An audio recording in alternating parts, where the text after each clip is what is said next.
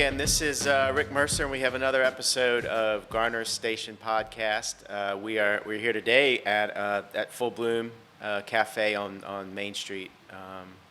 A great location to hang out, and we are hanging out today with Nicholé and CJ Morgan, and they're the driving force behind TheGifted Arts, a nonprofit located right here downtown, just down the few doors down. And we're going to talk about that today and about a few other things. Continue on our theme that we've been exploring various ways about the arts, the performing arts, and visual arts for that matter, and why they're important to the community and how they're really important in helping to develop young people and their identities, their confidence, and so on. So let's get into it. Let's ask you all both, share with folks your backgrounds, your professional backgrounds, your educational backgrounds, and how how you wound up with the gifted arts. All right. Kick it off? I'll kick it off. All right. So educational background, I have a bachelor's degree in psychology, and I went to school. After that, I got a master's in counseling education. Since that time, I have been a counselor in Wake County schools, actually at East Garner. So I've been there for 12 years. And so that's what I've been doing professionally. Outside of that, and through that process, I've always kind of worked with students in after school or summer camp programming. I did a lot of work with the YMCA. So kind of did that all throughout school. So that's me. Yeah, my went to undergrad. I was on the pre-law track, but had a change of events. So I was a sociologist in undergrad, and then got my master's of community education leadership back home, and sort of been a nonprofit industry professional, so to speak. Since then, I've done some work with a National Ed Reform, worked with the YMCA, did AmeriCorps for a couple of years, so I was able to do some teaching in the Extended Learning Day in Charlotte, Mecklenburg, and DPS. And then, of course, during that time, I went on to become a talent acquisition consultant and recruiter, and that was also with a nonprofit. And that overlapped with when CJ and I went on to found TheGifted Arts. Right. And so for the last 3 years, have been serving in the leadership capacity for our organization full-time. And let's talk about the origins of the Gifted Arts. You said it's about 3 years old now? 3 years. You've celebrated? We got a couple of birthdays. I feel like we were founded in 2011, got our nonprofit charter in 2013, but we said, okay, this thing is picking up momentum. So in 2016, a year after being married, we decided that one of us needed to take on this role of being the face and hit the pavement. And that happened in 2016, where I left my career position as a recruiter. So I guess it depends on what phase you consider. But in this full capacity, it's been 3 years. And that's when we found home in downtown Garner as well. Okay. Yeah. And can you describe the Gifted Arts for folks who might not know anything about it? So the Gifted Arts is a performing arts, and we're expanding to all arts organization. We use the arts as a vehicle to build skills, to develop confidence. We're looking at workforce development. We're looking at character development. We're looking at confidence building, career. What do you want to do with your life? So it takes all those things and it wraps it up into the performance package. So that's what the Gifted Arts is for 3rd grade to 12th grade students. That's quite a range. I mean, 3rd grade. I've got a 3rd grader and an 8th grader, and of course, obviously, the developmental range between them is pretty big. Yeah. How do you how do you manage that? How do you provide relevant opportunities to kids within that range? That's totally fair. And that's an assessment that we made a couple of years ago, and okay, because at one point all the students were in one academy program. As we started to grow and seek opportunities for additional funding and speak to people in the arts community, we were getting insight about well, we knew that developmentally children were at different places in the third grade than they are in the high school program, but it was our capacity to keep them together at the time. So we've since expanded to now offering the junior academy program where they meet at a separate time, rising third through fifth grade. Core Academy started this year separately, so that's our middle school, 6th through 8th grade weeknights at the studio.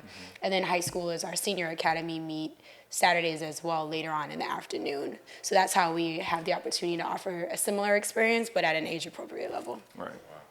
We do find that it has been beneficial for them all to kind of be together.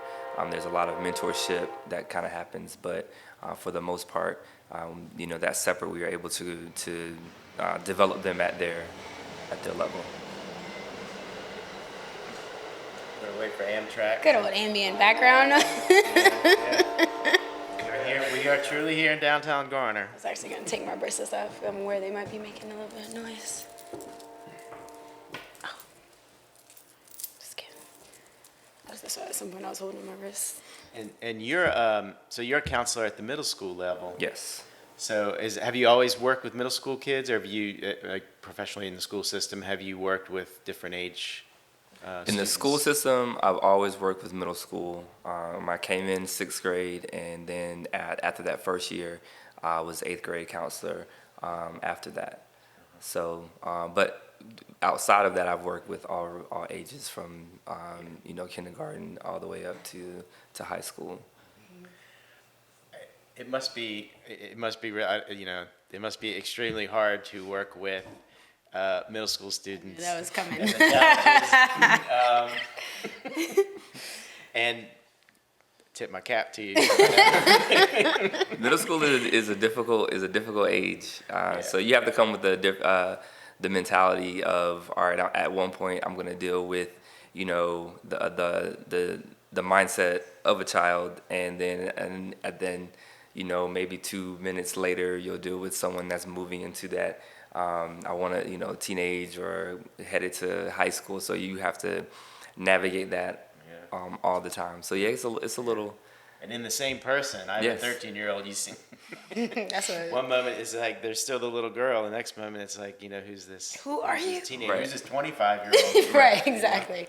I'm sure you deal with that all the time. All the time. We get a lot of jokes, but I'm like, I think from an educational and nonprofit standpoint, there's a lot of focus coming to the middle grades. We get that you all are crazy, or tip hats off to you all for being brave. But we also find that there's a lot of data that shows what's happening with that middle group and what you can figure out in terms of what is their trajectory in middle and high school at the 6th grade, based on certain test scores, or hormonally they're like trying to figure some things out, so they might be causing an issue. Like, there's that opportunity, which is what I think we do well through The Gifted, where you can offer families or guardians that additional support, because we all know we're understanding what it takes to raise a middle schooler, that we can offer through our agency. Because we're learning it certainly takes a village, and helping give a middle schooler a place to channel that energy, and then that self-discovery, like, who am I, what am I trying to be, where am I trying to go? We're able to provide that nurturing space to do that. Okay, I don't know so much about that part of what y'all do. Can you talk a little bit more about the support you can give the parents or guardians about, with their middle schoolers, people who are finding out who they are? So I can, just came from a training where we were talking about, anxiety, suicide, self-harm, and the numbers are alarming, especially in middle school, particularly 7th grade. So there's a lot of data out there that is showing that transitional period in 6th, 7th, and 8th is making our students very vulnerable. So we've kind of, since being in the middle school, a lot of the kids that we are now high schoolers came from that same place. So I think that that The Gifted is a tool that is allowing that to help with a lot of those issues. So that is stuff that happens outside of school that parents might be dealing with at home. And we are that support system. We call ourselves The Village, to help to reinforce all of the things that are being taught at home But we're here to also to reinforce that. A lot of times as as kids, and we don't necessarily, we hear what the parents are saying, but when someone else says it, it's like, oh, that makes perfect sense. So it's kind of like all saying the same message, and reinforcing and supporting that child to get through those times that are hard, so that they can go forth and do what they need to do.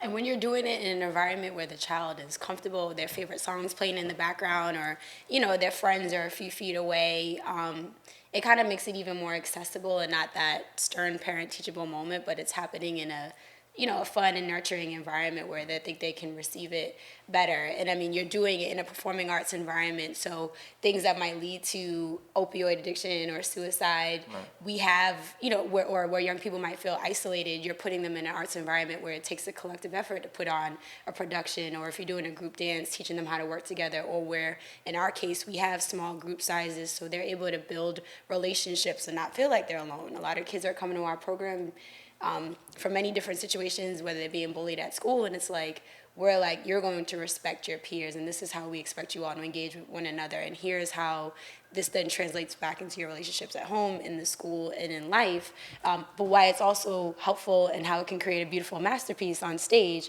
when you can engage with your peers and support one another. And I think that's a lot of the value with arts, is those soft skills, interpersonal skill development. And offering, in our case, we're making it very just culturally rich and accessible and engaging for young people. When they're spending more time in these structured classroom environments, they need these outlets, and we're that place for our families and our students.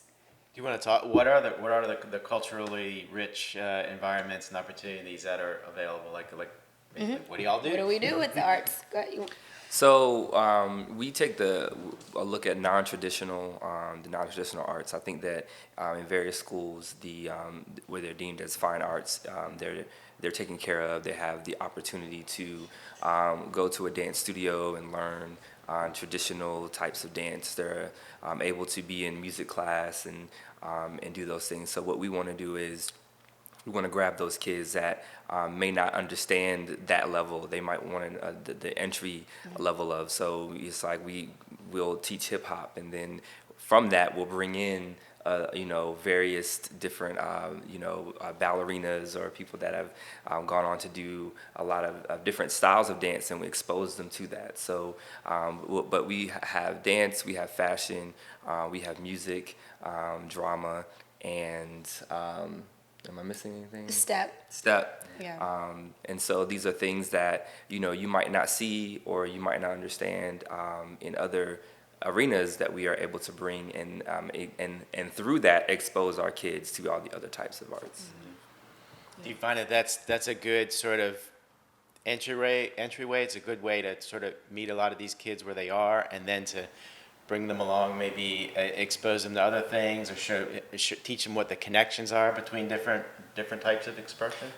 Honestly, I think that 50%, I want to say, of our students never was a part of any type of an arts program, and so the first time that they get involved in arts is with us, and then they go on to do other types of disciplines. Amazing things, yeah. And what we do is we value all disciplines. We don't exclude, because there's training that happens within a school, but we also know there's training that happens outside of a school, and they're both important. In fact, people go to school to learn about people that were trained without any education. So we think that arts is for everyone. It is open to everyone, and the message that we push is that you can go in and learn this hip hop style, which is deemed a street style of dance. But if you could take that and then you go and you take technique classes in other genres of dance, then you become even a better performer. So it's opening yourself up to what you might not have thought about beforehand. So definitely. Absolutely. I think what's exciting, thinking about your great question and what CJ was just saying, is yes, that introductory level, students coming in having no arts experience, and in our model, because we were actually just going through it last Saturday, where CJ wrote an original play, and we're putting that on in January, and it's like, yes, our kids love to dance, you all seen them dance, they love to model, but that vulnerability that comes with understanding acting and what it takes, on the character development component, and learning lines and reciting them in front of your peers, and tone, so many things that they have to be mindful of. They're like, you turn on a song, they'll bust out an account, no problem. Getting them to audition for these roles last Saturday, different challenge. I'm like, who are these the same children? But we're telling them, like, we're helping make that direct connection. If you can do this, then you can do this. And in acting is literacy, reading comprehension, how you can apply that to school. And it's like, if you're helping young people realize, oh, I don't just have to dance, but I can act. And then I don't really think I can sing, but I'm gonna try to be a part of this chorus. It's helping them make that connection. That imagine if you take that same explorative process in school. Like, I don't really like history, I prefer math, but what happens if I try to actually invest in history? Or, just different subject patterns. And so there's the actual journey that they go on, and then we've just become really intentional about explicitly saying what we're saying to you right now. Like, so they understand that there is a direct connection and that there's purpose. I think a lot of times students spend a lot of time in school and they're just like, why do I have to learn this? Right. They're not getting that rationale. It can be frustrating to explain every time to a child why this is important, but having a baby now, I even understand like why it's important to talk a child through it. And it's curiosity. So helping to encourage the curiosity, there's so many skills and opportunities that come from that, and we're seeing it, and our kids can replay that back to you. If you interviewed one of them right now, they'd be able to say, being in the gifted arts has done this, and not because we've said say this, it's because it's what they're experiencing now. Absolutely. How do these young people come to the gifted arts? Do you work with the schools to identify kids who might benefit from it? Do all the young people just come to you, self-select? How does that work? So it's a lot of recruiting that has to happen. And if you think about, if you see our students on stage, like what Nicole just said, like you'll see, confident performers because they've been trained. We've been preparing them for that. But what you don't see, the behind the scenes of building up to that, is all of the moments where they're going through the vulnerability, they're going through the confidence building. And that's hard to sell to the masses because you just see the end product. So we'll get a couple of students that come in that are looking for that performance development, but a lot of our students come to us because they're just looking to build that confidence. And it's hard, if I'm a person that is looking to build confidence, I may not elect to be a part of a program where I see confident kids already because I don't know, what they went through. So we talk to parents. We've been at school open houses, and we have talking to families and to students to kind of let them know all that we do, so that we can kind of start to bring in more students. But we found that the kids that come to our program, they in some way or another have formed a relationship with us, and those are the kids that we get. I think that everyone should want to be a part of the gifted arts, but it's really having to break down what it is that we're about and what we do, so people can really grasp all of the different things that are going on. So. That's great. I hear what you're saying about someone might come and see a performance that the gifted arts is giving or participating in, and say, wow, these brilliant, confident kids, but they don't see the journey, the meltdowns, right? The crying, the tears. They don't see the journey, and right. that just seems to be the really essential part about the performing arts, and maybe, well, I don't mean to preach, but let me try to get to a question.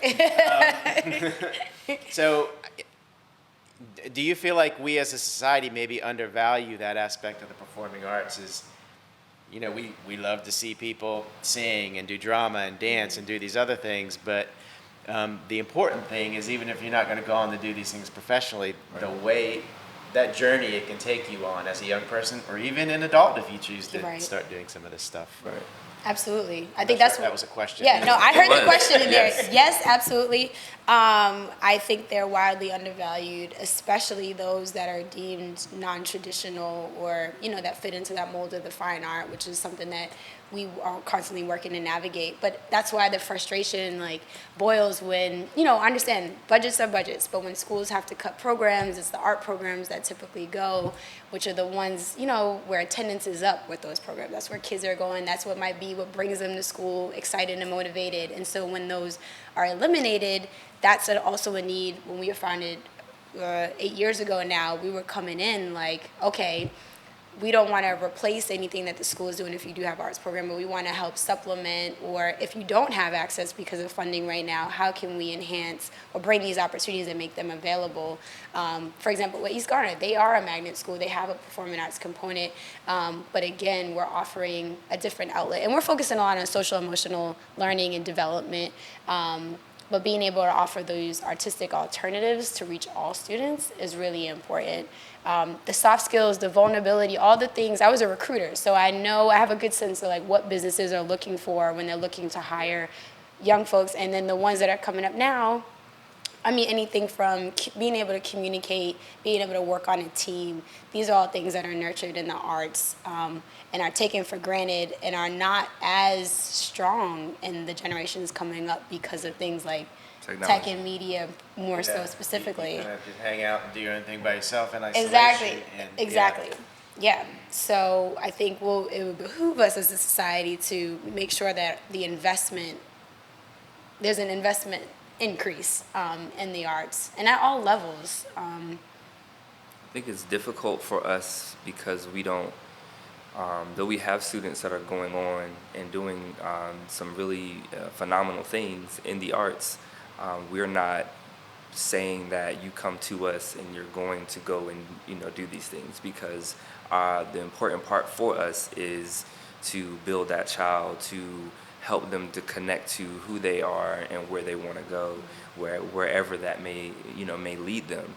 And I think there's that concrete, oh, you're not gonna turn my child into a fashion model, or they're not gonna head to what fill in the blank. Then that kind of makes it very confusing, because it is building confidence, and some people may believe that you can build confidence anywhere and through anything, and why pay for a program when you can do this other thing. So yes, I think it's definitely undervalued, and I think that what arts can do for someone, it's hard for us to break it down, all of the different things that are happening in a moment, or throughout a developing to get to a performance. We could talk for hours about all the nuances of what we do that's intentional to build skills that are going to be something that they'll have throughout their entire lives. But yes, it's very much undervalued as a society. When culturally, it's through everything. Yeah. Right. I mean, all the shows are popping up. The Voice, American Idol. Like, we enjoy being entertained, but the level of investment happening maybe at the community level, it's not always as robust. And when it is, I think it's pretty selective in terms of like where that investment is going. Do you? We don't have to go into great detail if you don't want to. But what's your funding model? Do you get grants? Do you pursue grants? Is that a challenge? I'm sure it is. No. Yes, work is a challenge. Yeah. Well, we've actually we've received a couple of grants that I don't know if you can rattle them off, and Well, no, not necessarily by name, but I mean, a few years ago when we first started, we were very much heavy on the earned income side. Any money that we brought in, it was through our productions. Anything we did was a fundraiser, so to speak. Dollar in was coming right back into program. When 3 years ago we made the commitment to say we're going to evolve this to a full-fledged organization, we were like, all right, we need some more funding help. Or to keep the costs low for families, we needed to supplement that. And that's when we started to quite successfully start applying for grant funding through community foundations here locally. Focus, of course, on individual giving, which is our developmental area. And then we do have a family tuition rate, which is sometimes offset again by grant funding for families that need assistance. And we're just now starting to step into territory around having conversations with potential corporate funders. We're very select, and that more so might be focused on sponsoring events. So like the annual fashion show production or our play coming up, so that we can keep that mission low to make it accessible to more families, and so that we can actually, those are fundraisers for us.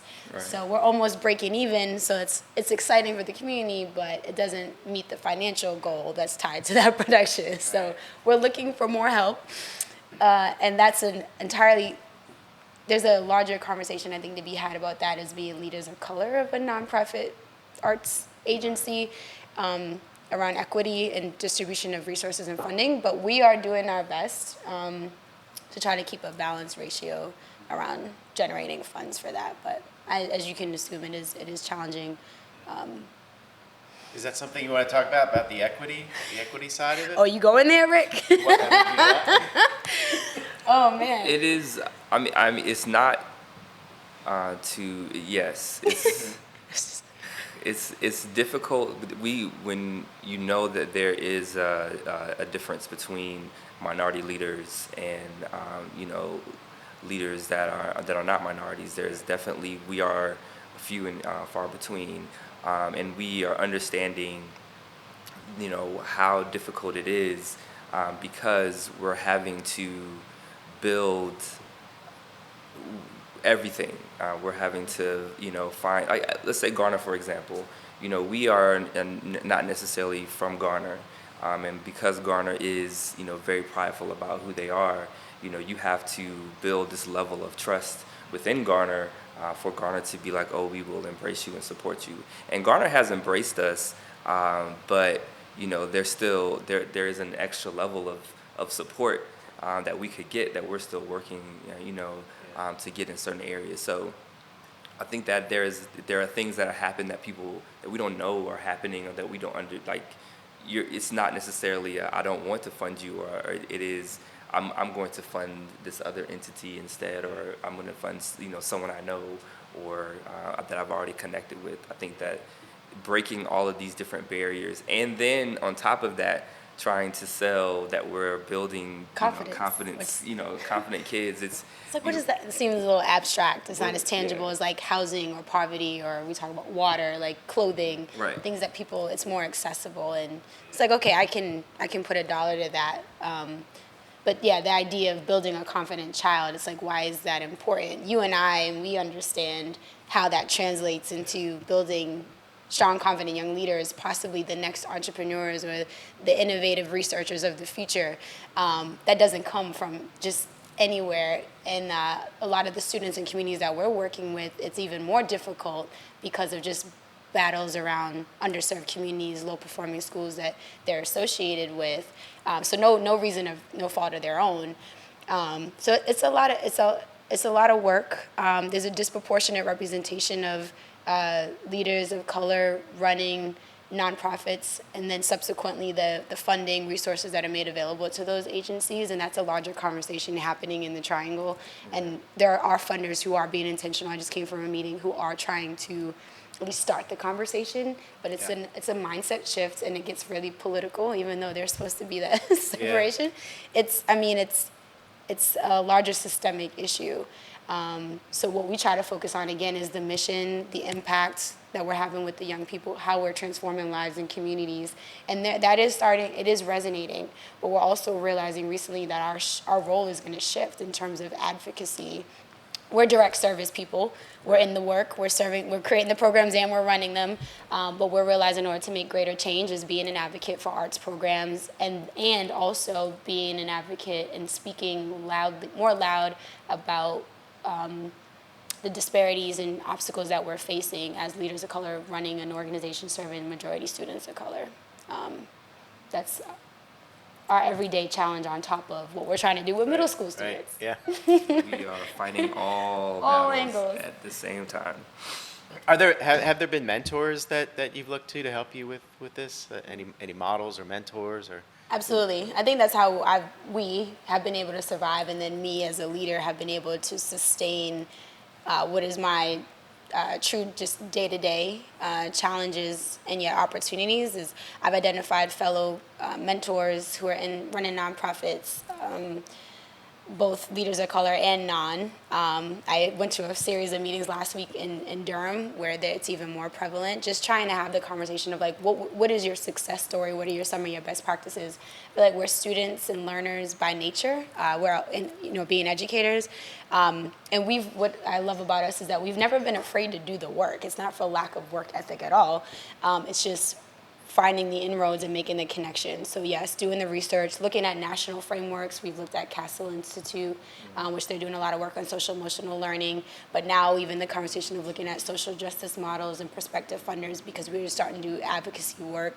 Or if you break it down, it's a component of the work that we're doing with young people, teaching them how to be a voice in a system or in places that aren't necessarily designed for them to succeed. So while we're modeling that in our leadership, we're also doing that for our young people. So there are new frames that we're looking into. And now just having honest conversations with people about, this is a challenge for me. What is your advice? How did you ... Or can you get me connected to this resource? And that was my previous meeting. Like, who can I speak to? And now I might have a coach in a few weeks because of that reach out. Because we're not the first ones to do it, but finding those models of success with similar profiles as us can be challenging. Well, let's turn to let's turn to some of the events that the Gifted Arts has throughout the year, because you did mention them a bit earlier, but we Yes. haven't really discussed them in any detail. So we started with doing productions. We call them productions. They're plays that have dance and all that through it. So we're actually getting back to that. I wrote an original. It's a 3-part that we're all going to do in one production that's going to be happening in January. So that's one of the bigger events that we're excited about, because we're bringing that that acting, that theater piece back. We of course have our fashion show.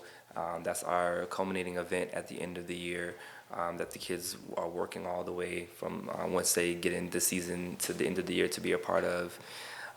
We also have a couple of smaller, not really smaller things, but we'll have a showcase that'll be performances that, of course, we've designed and put together, but we're also opening up the kids to create their own.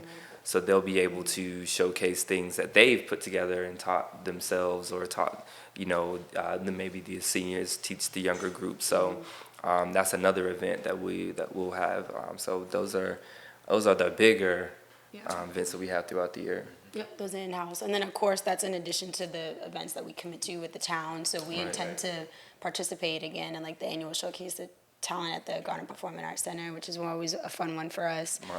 Martin Luther King Showcase, which happens in January. The committee's reached out to us to perform again.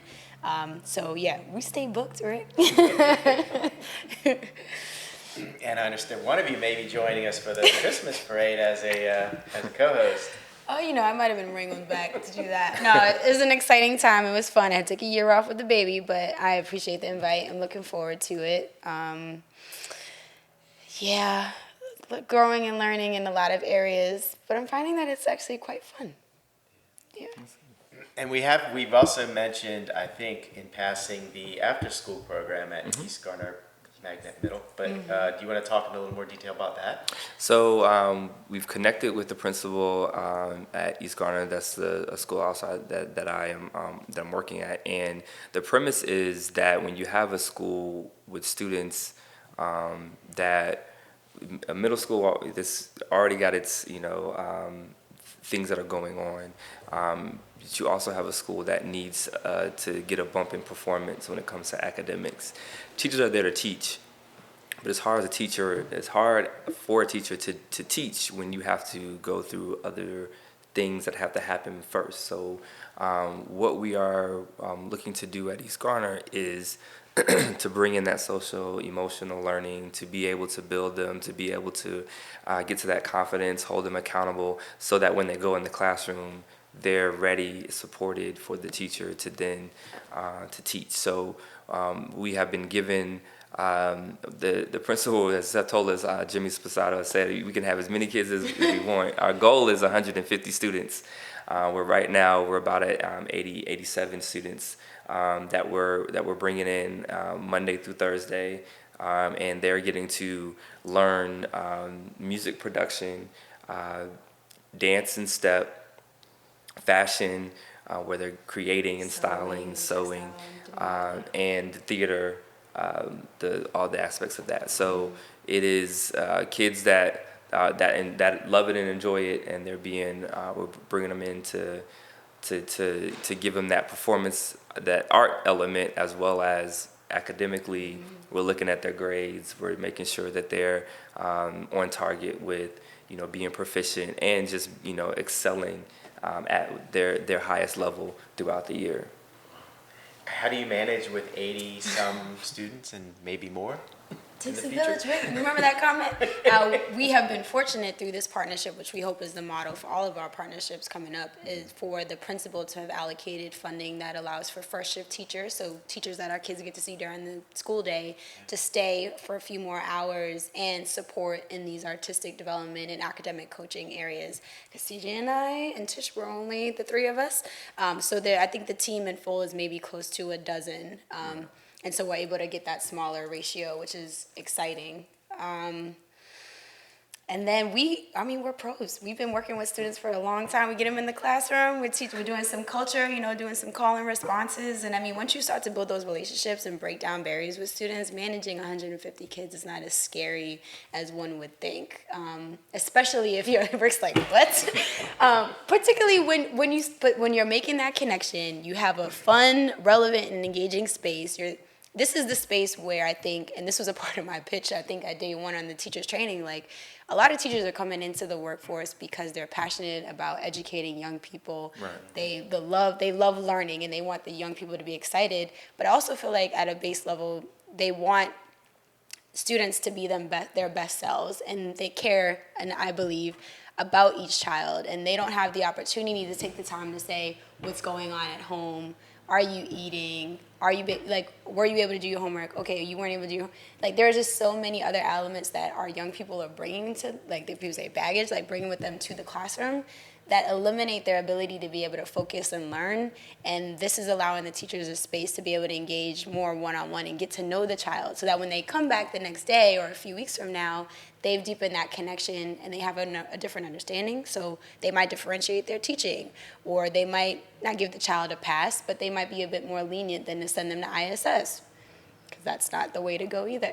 So I think that's what's exciting about our program is we said we're coming in not to take over, not because you guys are doing anything wrong, but because we just want to be a collaborator. We want to build capacity because we know what it means to not have full capacity. Yeah. So here we are offering ourselves as a resource so you can give back to those things that you love, and accomplish what it is that you set out to do as a teacher, which is help young people learn.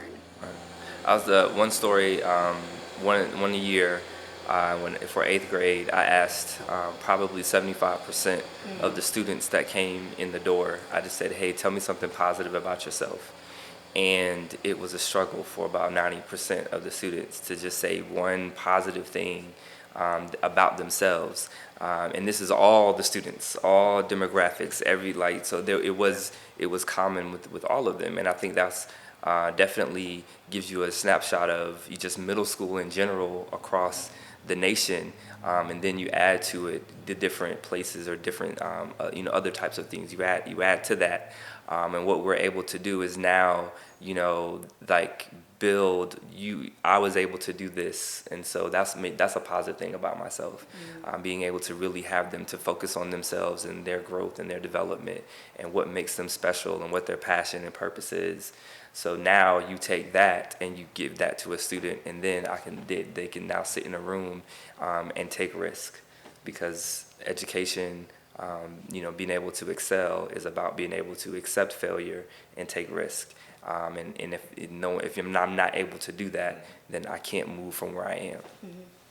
Yeah. That's great. I know one of both of you said that in the article that WRAL did too, about part of a big piece of what the young people who come to you need to learn or do learn is that sometimes you get up, you take risk, and you fail, and that's how you learn, and that's how you move forward. Right. And that it's not the end all be all. It's through, so many people have been quoted saying in so many different ways, but it's through the failure in which you learn. And, it's just, Oprah said it's not that, you fail and that's the end of it. It's just, the universe or whatever pointing you in a different direction. And I feel like the difference between the child that succeeds and the child that doesn't is the access to opportunities. And so when we have the chance to offer these unique experiences for young people to fail and discover and identify things about themselves that they wouldn't have been able to do otherwise, that is gold. And I feel like if at minimum we can do that, then we're already helping to be a catalyst for change in terms of, as the industry would say, like leveling the playing field, but making, success in life a thing, something that our students can imagine for themselves.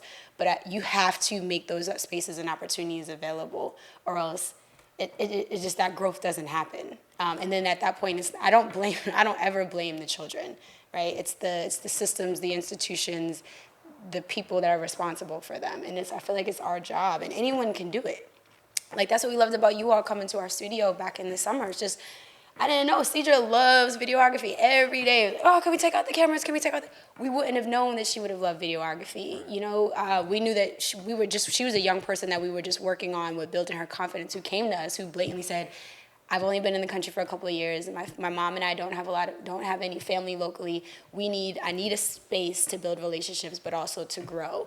And I mean, she's just continued to excel and demonstrate immense amounts of leadership, but is finding all these different things that she loves. And she's not even at a place where she necessarily believes that she's perfect at it, and she has places to grow. But I mean, giving them the tools and the resources to do so, fail or succeed safely in a nurturing environment. Oh my God. I tell people, I give the analogy of, if you're trying to build muscle, the muscle only starts to build after you've reached muscle failure. So you have to make the muscle fail for the muscle to know, okay, so you want to lift more. So then it triggers the response where your body then builds more muscle. But if you never, if you never work that or never try that, then, you actually have muscle atrophy, because either you're building muscle or you're losing muscle all throughout the day. So just like with the confidence and with being able to do things, either you're gaining it or you're losing it. So you have to get to that point where you hit that failure for you to then gain more. So we know that failing is building us to get to the success, because you need to grow. So That's great. I'll have to use that. Right. I mean, you probably have a lot of stories like this, but can you think of what's some of the feedback you get from some of the young people who have been in the Gifted Arts, if you still are in the Gifted Arts or have been through the program or some programs, and then also what feedback you get from parents, guardians? The truth tells. I mean, and honestly, there's not a lack of stories that we have, because when we are intentional about what we're doing, you see growth happen, and it happens sometimes quickly, sometimes it takes time. It's really about how much you invest in it and how much you're engaged in the work that we're offering. But we've had the story that we tell now is of one student that came to us through our pilot after-school program that we had last year, that wasn't meeting 4 days a week. It was only meeting on Tuesdays and Thursdays. It was me and Tish, and we were two people that were working. So it wasn't as robust as it is now. And she came the first day, and she absolutely hated it. And I mean, like, she came back the second day, and after the second day, she was like, Mr. Morgan, I can't do this. I was like, it's not for me. I don't want it. It makes me feel uncomfortable. And I was like, I said, please just give us 6 weeks.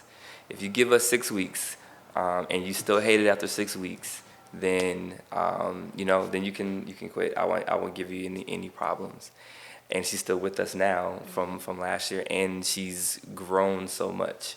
And she's able to talk about, now this is a student that was already, academically doing well, like making A's in the classroom, that was still, in need of that confidence boost and that confidence push and that family and support.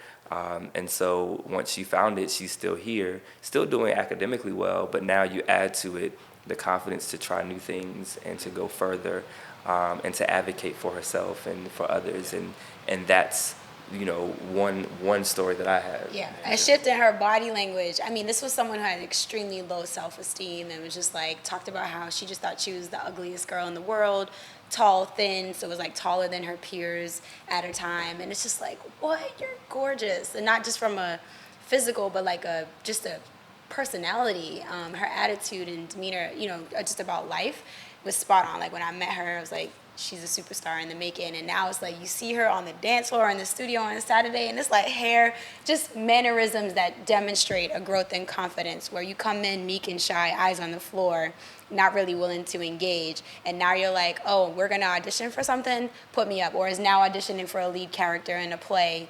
that we're doing in January, or is coming back after high school when she's in school every day, coming back to be mentors and junior staff at our after school program for the middle schoolers, because that's how much the program helped her. And again, this is someone who's only been in our program for just under a year now. So the transformation, like he said, it can happen almost instantaneously, or it can happen over a course of many months and years. But we're pretty confident that if a student's been in our program up until about 2 months, that's when, if they stay that long, then we've got them.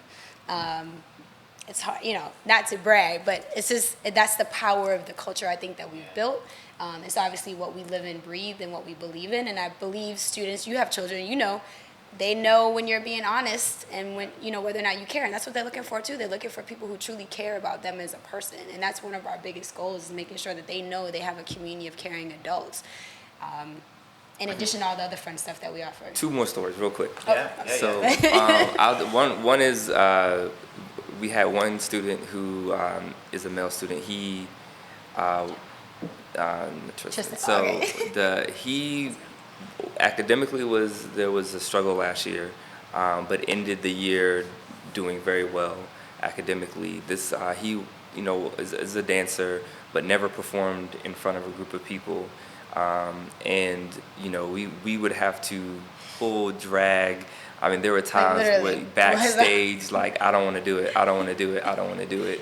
But after after some time, he walked in the fashion show, performed on the stage at the fashion show in front of 300 people. Yeah. So that's one, and then there's another one, which is Jeremiah, who kind of is a really good performer, but the growth, the technique, the investing into other types of dance and other types of art, and being on stage this summer with Yes, he was performed. This is someone who would not speak. I always said Jeremiah doesn't talk a lot verbally, but he communicates beautifully through his art form, which is dance.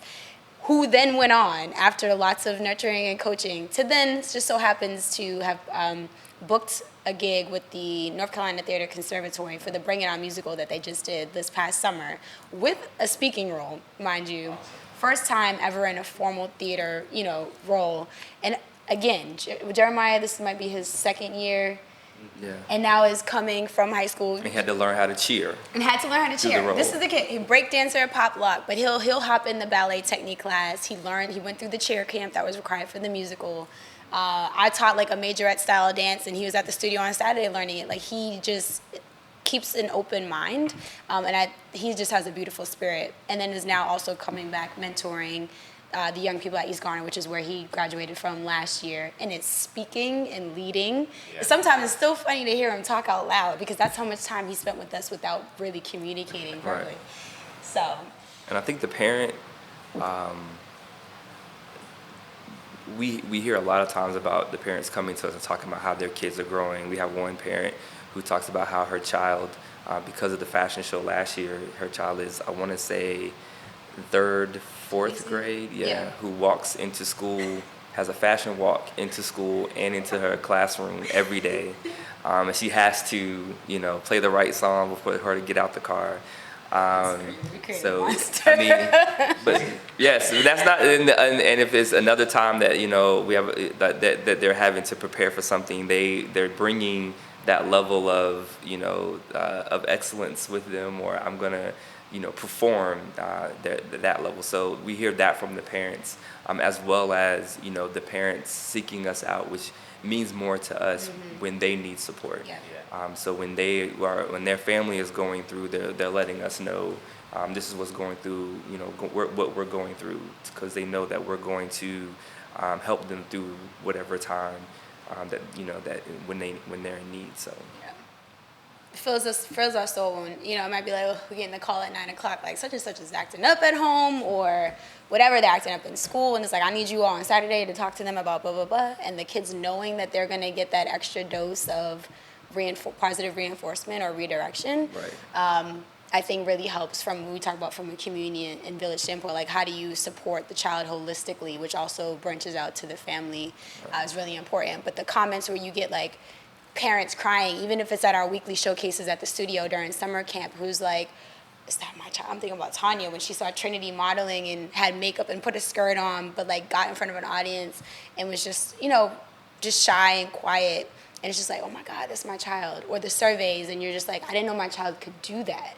Or I never thought I'd see her be able to do that, he or she do this thing. And you're just like, and you know, it's like, great. It's like all it took was da-da-da-da. But again, offering those alternative experiences and opportunities, Right. we now as a parent too might not know, but we might not know what those are or like what step to take. And we're providing that space for that.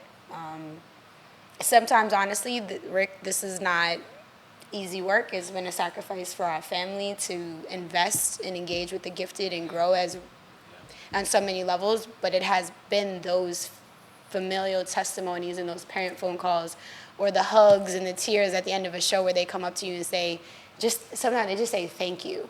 Or they'll get a text later like, this means so much. Right.